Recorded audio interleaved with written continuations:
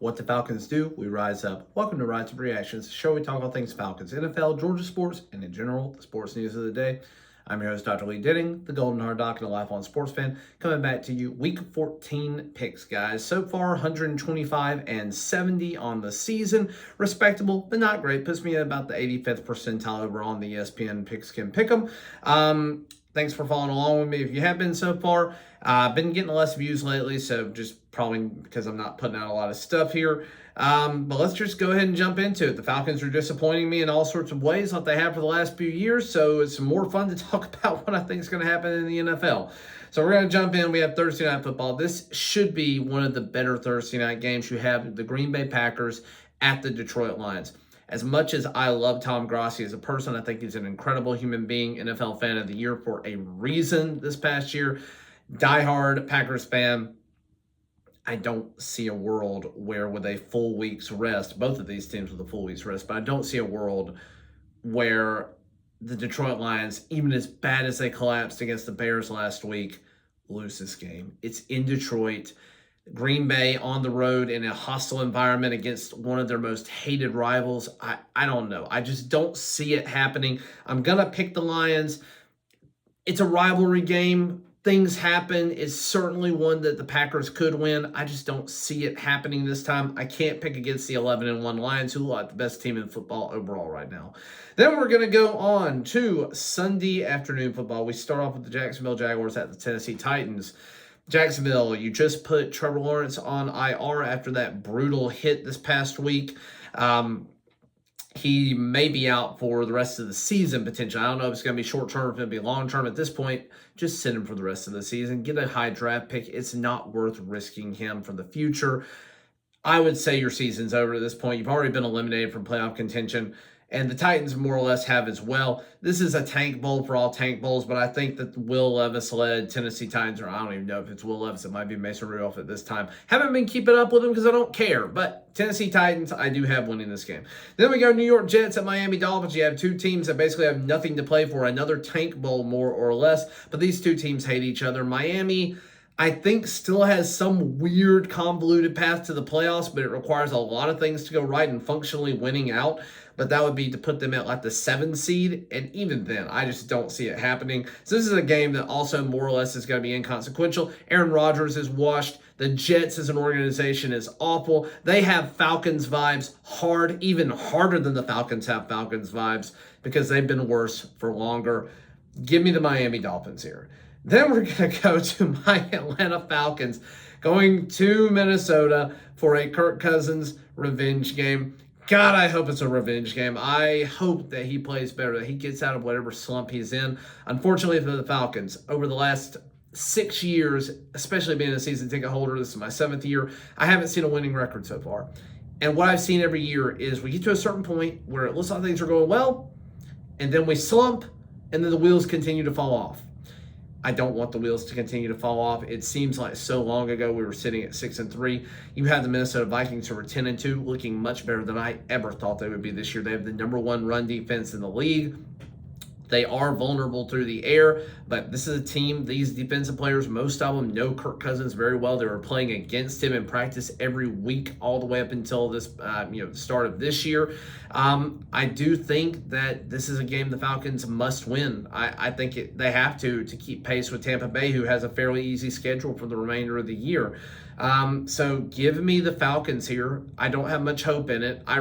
If I was being honest, I would pick the Minnesota Vikings. If I'm being honest, but I'm being a diehard fan and I'm going to be a homer and I'm going to pick the Falcons.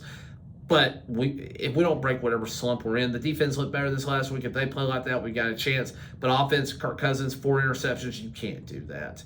And they were bad. Every single one of those interceptions was a bad interception. We got to win. I'm going to go with the Falcons. Then we have the New Orleans Saints at the New York Giants, and the Saints still somehow are not mathematically eliminated from the playoffs at this point, probably because the Falcons have sucked so hard here in the recent past. But New Orleans Saints going to New York Giants in New York. You let go of Daniel Jones, you're not going to be winning a lot of games this year in New Orleans. You have the ability to win games. I'm going to go ahead and say New Orleans wins this one. I think it'll be a little bit closer than a lot of people do.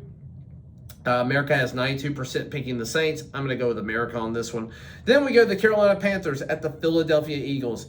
And I almost picked the Carolina Panthers here. They have been playing good competitive football for the last 5 weeks. It hasn't resulted in a ton of wins, but they are riding the ship in Carolina. They're doing what they need to do. They probably are not going to finish with the number 1 overall pick this year, if I had to guess. Right now, it's looking like that's going to be the Raiders or the Jaguars. But I'm going to go ahead and say that the Philadelphia Eagles, 98% of America thinks they're going to win. I tend to agree with the 98%.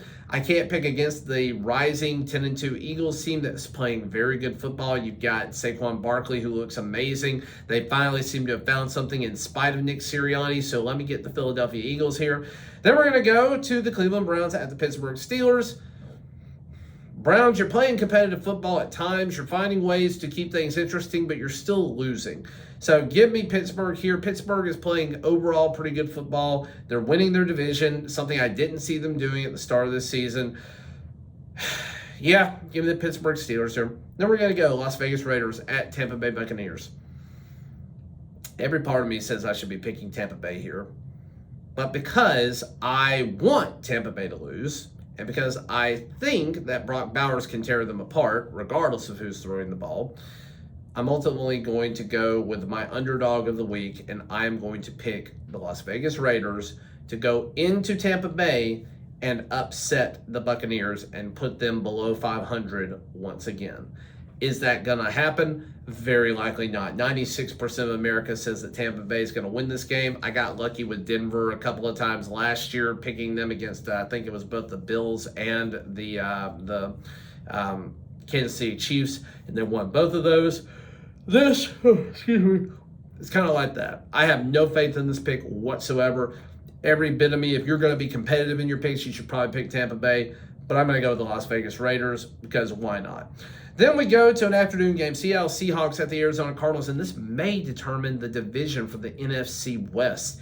Didn't think that would be the case at the start of this year, but the Seattle Seahawks are currently winning in the NFC West. The Arizona Cardinals had a close loss last week to Minnesota, falling apart there at the end. They ended up falling to 6-6, doing better than I thought they were going to do this year. I thought they'd struggle a little bit, but I actually think that at home, they are going to be better than the Seattle Seahawks. I think they are going to make this a competitive race to the end, and the NFC West is probably only going to get one playoff team in, but it's probably going to be one of these two because the 49ers, it was theirs to lose, and they certainly, because of health issues, because of a number of problems, have not found a way to stay competitive. Give me the Arizona Cardinals here. Then we're going to go Buffalo Bills at Los Angeles Chargers, and the Chargers are still a very dangerous team. This is in no way a gimme for the Bills, but the Bills are playing good complementary football. You've got Josh Allen on some black magic play from Amari Cooper.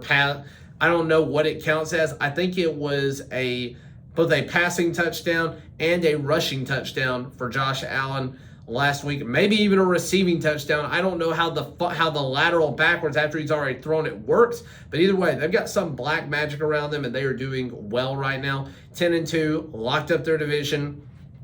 They probably are going to be competing hard for that 1 seed. So yeah, ultimately, give me the Buffalo Bills here. I do think that they are going to win this game, but the Rams could certainly keep this close and could certainly make it interesting. It would not surprise me if the Rams won this game. 93% of America is saying the Buffalo Bills. I think that has more to do with the record. I do think it should be more of a 65-35 split, though, if we're really being honest about how this game could go.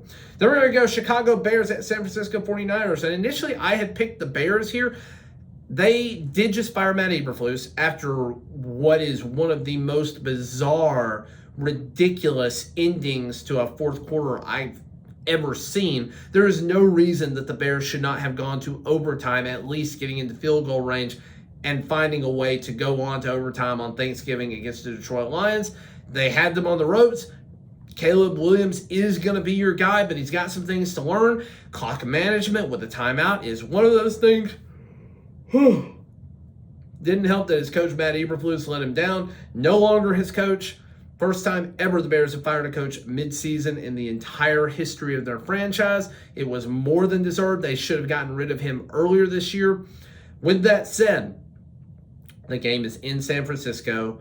There is some weird black magic juju against the Bears right now. And because of that, and because I do think the 49ers are going to try and keep it competitive in the NFC West, and this is going to come down to a four-man race at the end of the year, I'm going to say that this is a must-win for the 49ers and that they do find a way in Santa Clara to win this game. Then we're going to go to the Chargers at the Chiefs, and this is another one. Chiefs, again, they look beatable this year. They just happen to be 11-1. But they certainly look beatable. They should have lost to the Raiders this past week. But again, you got the refs going in favor of the Chiefs. I thought it was a false start. I thought it was a dead play. Should have given the Raiders another chance to try and get a play into field goal range, but it didn't matter. Instead, it was like an illegal procedure or illegal motion, which meant that the Chiefs, who recovered a fumble on the play, ended up icing the game at that point. I think that was a bad call by the refs. I think a lot of people think that was a bad call by the refs. But ultimately, I'm going to go with the Chargers. The Chargers played a good, gritty game against the Falcons. Their defense is legitimate. Justin Herbert can be that guy, and I think right now this is a good opportunity for them to get a win over a team that has been the bane of their existence for several years now. Give me the Chargers over the Chiefs. Yes, I know it's a cold weather game. I know it's in Kansas City. I believe the Chiefs are vulnerable. They could certainly three-peat. They could just as easily three-peat as they could get knocked out in the first round of the playoffs this year. They're vulnerable. They're not playing the best football in the world, but the black magic has been on their side, or I should say the black and white magic with the refs over there, the zebras. That's been on their side for a long time now. If it comes down to a really close game, ref ball most certainly will play a role in this game. I have no doubt of that whatsoever, and that's a narrative that the NFL has to do something about. There has to be something that happens, or else there's going to be collusion, there's going to be talks about the NFL being scripted hard this year if the Chiefs three-peat and it's on the back of a bunch of rep ball games. So give me the Chargers here. Then we're going to go to Monday Night Football, and we have the Cincinnati Bengals at the Dallas Cowboys. This is a completely inconsequential game for playoff purposes. Surprised it didn't get flexed out. Maybe it can't be because we're not there yet. The Falcons game certainly could be next week, but we'll see how that goes. I will be at that game, by the way. Then we're going to go, so we got the Cincinnati Bengals going to the Dallas Cowboys. Dallas, you're still playing with a backup quarterback. You won this past week. I'm still going to give it to Cincinnati. I think they're a better team overall. Their offense can certainly put you in the ground. Let's go ahead and go with the Cincinnati Bengals. I don't have a lot else to say about it. Thank you for watching, liking, sharing, and subscribing. That's my Week 14 picks for the NFL. Let me know how you guys are doing down below. Thanks for watching, liking, sharing, and subscribing. And as always, rise up.